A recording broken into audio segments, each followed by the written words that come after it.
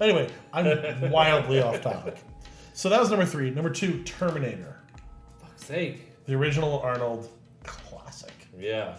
Which makes you think, what could possibly be number 1 if I don't put Terminator at number 1? Let me see. Because Terminator's great. You got Lance Henriksen, Michael Mann, Linda Hamilton. I literally have a Tech Noir t-shirt upstairs. Yeah. It's fantastic. What the fuck? What would be number 1? Dude, I don't even know. What's the number 1? If it's It not is- Terminator, It's and not. It's a comedy.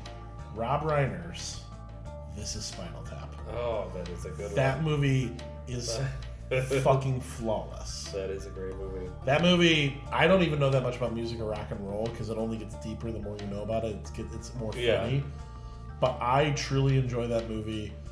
Apart from the little Stone Edge scene, the drummer trying to the bassist trying to walk through security with a cucumber covered in foil in his pants to make it seem like he has a giant cock. Any of it is brilliant. Yeah. What gets me though on that movie, my favorite scene, is they're in that weird patio talking to the documentary thing. Like, you guys didn't start off as Spinal Tap, did you? No. We were called originally the Originals, but there was another band in the East End. They were called the Originals. So then we were the New Originals, and then we were the Thamesmen. And the Originals broke up, so then we went back to the Originals. This is kind of one of those inside joke of the band constantly changing names. I was like, then we were the New Originals, and then we were the Thamesmen. And we lost the drummer. They said he choked on his own vomit, and we said, well, can't you say more? And they're like, we can't really dust for vomit, can we? So we just let that one lie. And we got a new drummer. And it was that set the entire movie up for like, these guys are idiots. And it's so fun. So that would be my number 1. So I don't know that you can argue with my choices. Yeah, it's I don't think that's what the point is, but Well, should we make it the point? we can. How fucking great. This has slowly turned into Meet the Press and Face the Nation. Well, very fine. What do you got in 1980 then? Ding dong. Yeah, I don't have as many choice picks to choose from. Well, there's a lot of garbage in this list. Well, yeah, you had to narrow down from a much bigger list, but I had some good ones. The floor was high. The floor was higher, and the ceiling was lower. Yeah, there's some good ones though in 1980. Some honorable mentions. Oh yes, let's have it. This is the second movie that I ever got from Netflix whenever Netflix started with their DVDs in the mail. The physical discs? Yeah, Cannibal Holocaust. I'm sorry, what the fuck did you just say? Cannibal Holocaust. Cannibal Holocaust. So, who are we supposed to feel bad for there? the cannibals, actually. Because they get holocausted? Yes, they do, By- essentially. By whom? By dirtbag Americans. Is this like a weird Aboriginal story? Yeah, kind of. It's Is essentially like... Is this white people wiping out native people? I mean, okay, so it's actually like probably like the first found footage kind of movie. It's from the 70s. It's an Italian movie. It's like hardcore exploitation movie, but it's just one of those movies that has a reputation. Okay. That it's like something that I could never find, before Netflix became a thing, The first movie I got from Netflix is called Vampiros Lesbos, which is lesbian vampires, obviously. Wait, hold on. I'm gonna need you to conjugate that translation because I don't know if Vampiros Lesbos. I like what 70s Euro trash. Apparently. Yeah, like my first dozen or so Netflix movies were all just fucking... What was the moral or the beatitude of the Vampiros Lesbos? What chief principle, what Immanuel Kant principle were they teaching in this particular movie? Really, it was all just kind of like... Boobs? Well, yeah, but it's kind of like bored psychedelia. Honestly, mixed with softcore. The best kind of psychedelia. Everyone who's kind of aloof and just kind of mailing it in. It's kind of like, it's got a Mystery Science Theater feel to it. Okay. I'm on board with that, but it's more pretentious because it's in softcore. Yes. Okay. Wow. Okay. It's a good one. I recommend it. So that's where we're starting. Yeah. But yeah, that's my honorable mention. Cannibal Holocaust. It's a disgusting movie. The director of Cannibal Holocaust was put on trial because, like I said, it's like a found footage movie. So what he did was like he made his actors, his 3 leads, like agree to not be seen in public for a year following the release of the movie. So you think that they're really dead, and people thought they were really dead. So they put him on trial, and he had to like present them. He's like, no, they're fine. They're right here. Boy, artists are weird. Artists are weird because at no point would I think like I'm really gonna pull the wool over the world's eyes by taking these 3 Western European actors that no one really should know, right? Right. Pretend to snuff them. Yep. But then sign them to an NDA from going into public. Including like friends and family, like you go away. How did he have the money to enforce this? Who knows? At a certain point, if you're the actor, don't you get the paycheck and go fuck yourself? Yeah, you would think so. But then again, I'm not an artist. But yeah, so that's fun. He had to like show how he did some of his special effects because they're like, I think you really impaled this person. And he's like, no, there's like a stick sticking out of their mouth and they're sitting on a fucking bicycle seat. Like, it's not hard. Like he had to go on trial for like obscenity and they're like, what the fuck? It's weird that there be a weirdly mock sham trial in Italy.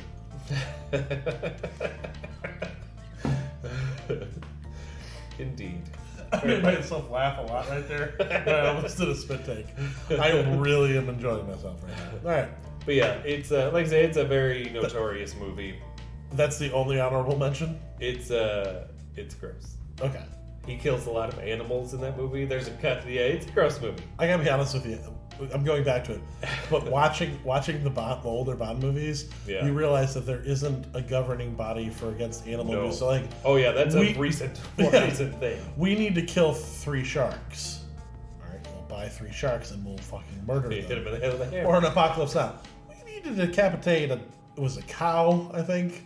Yeah, oh yeah. It was like, well, how many takes do we need? Well, let's start with 2 and see what happens. Ugh, my goodness. Yeah, have you ever seen a giant snapping turtle get disemboweled?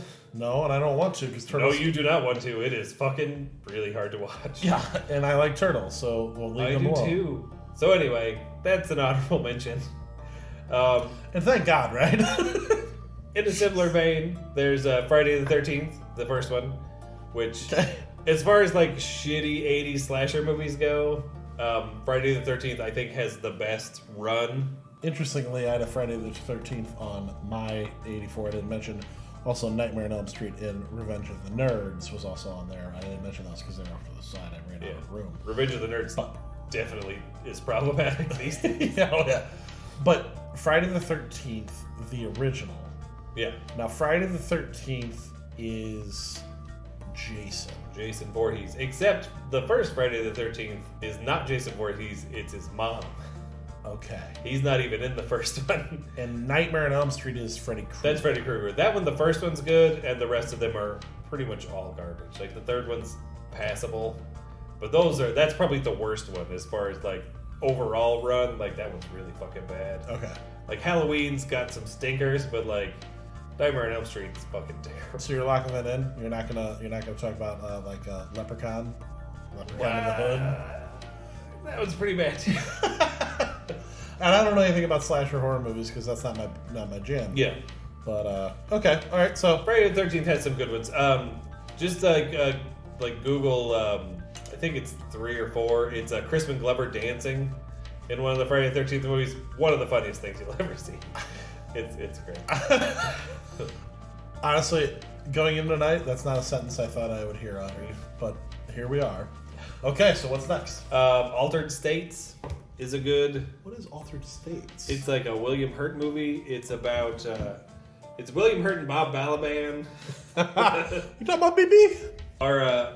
They're like doing with this weird like sensory deprivation study. Okay, I'm in. But William Hurt gets into like psychedelics and he like goes to like Mexico and he gets like ayahuasca or something and he takes a bunch of hallucinogens and then goes into the sensory deprivation tank and he turns into like a caveman. Like his consciousness regresses and he turns into like a caveman. He gets and starts killing incepted. things. Yeah, essentially. Yeah. It doesn't make any sense, but it's a lot of fun. Again, another It doesn't sense. make any sense. It doesn't make a lot of sense, but it is a lot of fun. It's a lot of fun. That's the same thing you'd say after a movie like Jim Cotta. It doesn't make a lot of sense, but it's a lot of fun. Yeah. Okay. That's a good one. Then I've got like movies that are, you know, proper, respectable movies that I would recommend to people, to anybody. Well, let's hear them. Like, none of those, I would recommend those to very specific kinds of people. That's a niche audience for those. Yes. But the rest of them I think are more mainstream, more acceptable. I've got The Elephant Man, David Lynch, playing straight, pretty much. It's still Lynchy. Is that the... That's William Hurt too, actually, now that I think about it. Elephant Man. I'm thinking of the other one. I'm thinking of The Mask.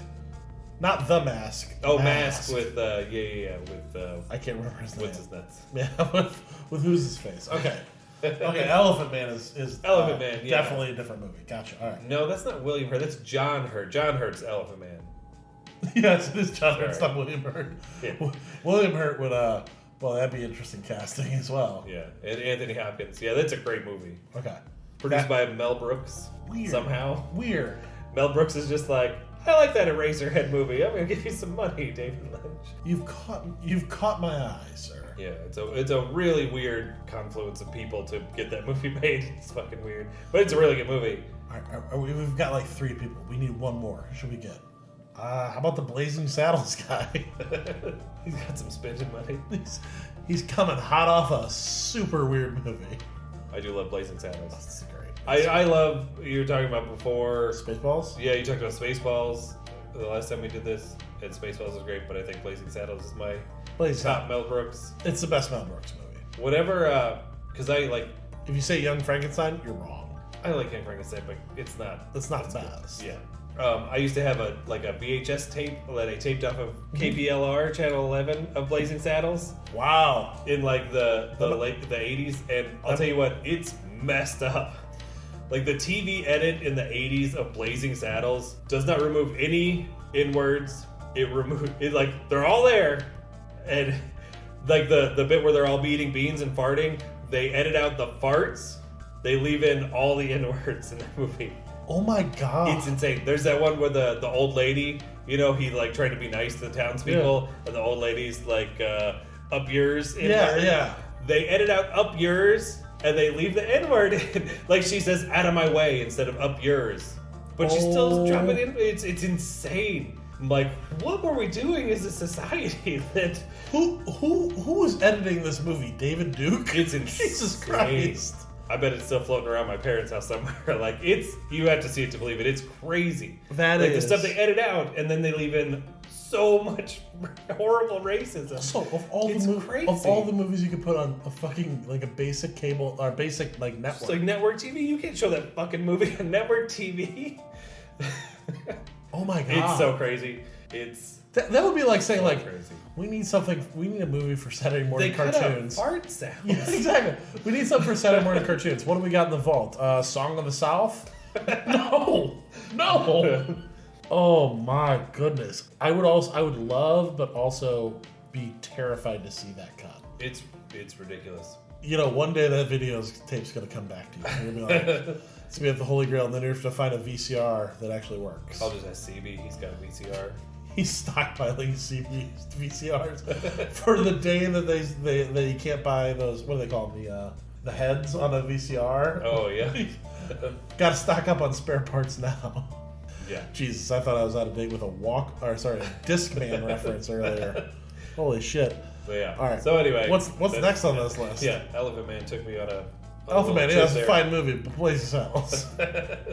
Next, I've got Raging Bull. Interesting.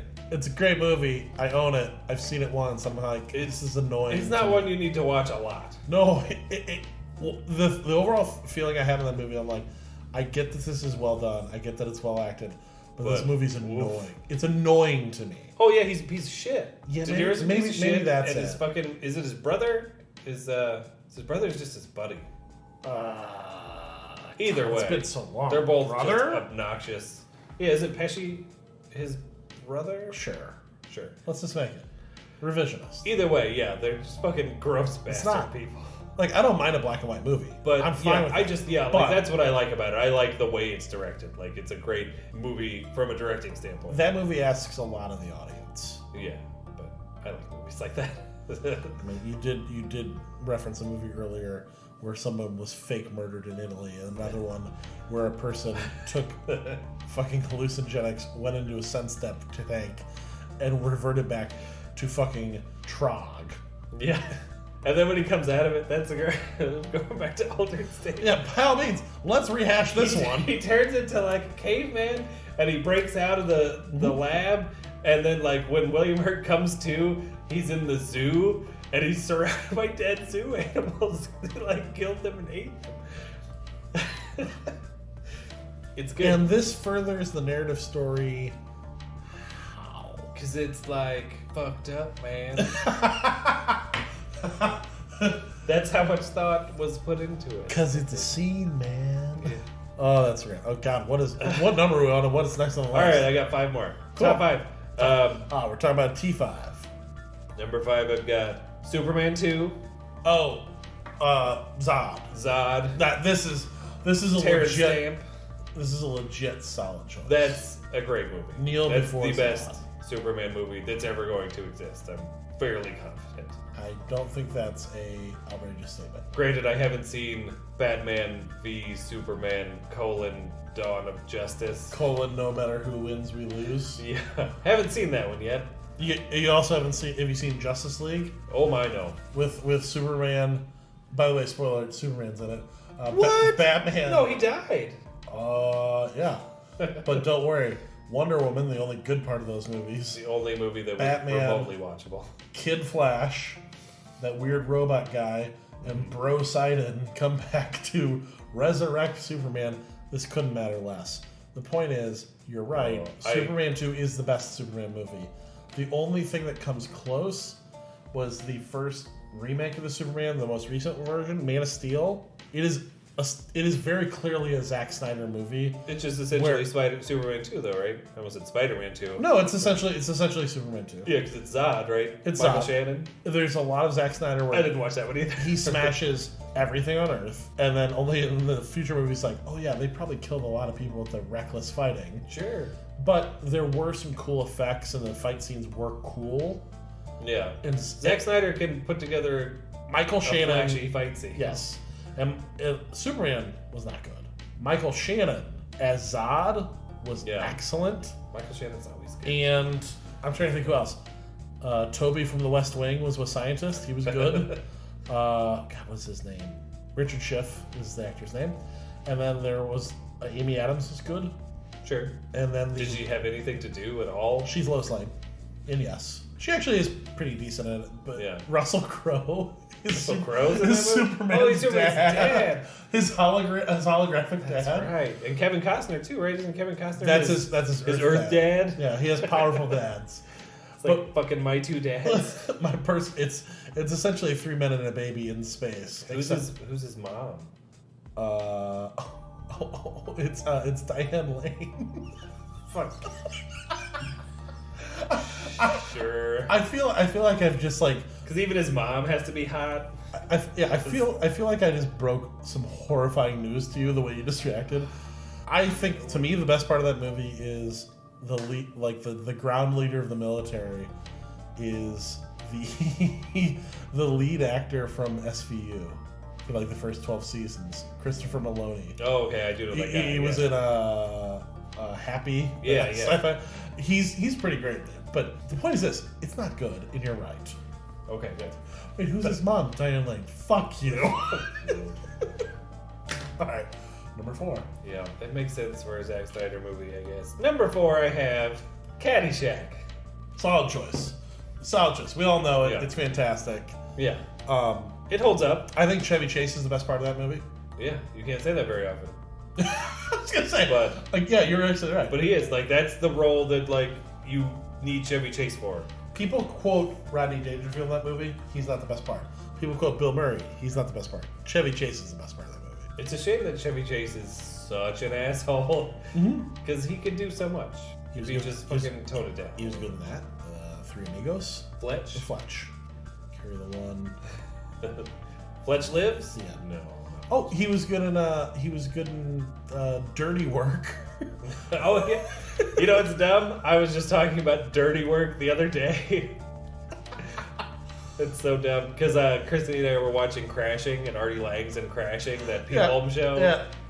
And I was like, I kind of like Artie Lang on this show. It makes him seem like a human and not just a fucking pile of garbage like he maybe really is. Remember that time he was in Dirty Work and he had all of his nose? Yeah. But yeah, I was just talking about that. I'm like, because I kind of like Dirty Work. Like, it's not good, but I like Norm Macdonald. That's a funny movie. It's funny. That's a funny movie. It's a funny hour and a half. I don't know if I'd call it a movie. That's a necessarily funny hour and a half. But yeah. We didn't have those advanced birth control techniques that you kids have, like pulling out. Don Rickles is in Dirty Work. That Don alone Rickles is is enough great. to make Dirty Work great. All right.